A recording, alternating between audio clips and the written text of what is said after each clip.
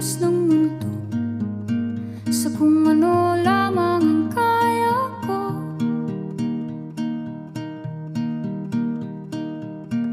Bigang-biga na sa mga problemang di masolusyonan agad, parang wala nang bukas. Pwede bang umiwas? Hinahanap ang sarili, ngunit di nakakayanan sa ligaw na dinaan.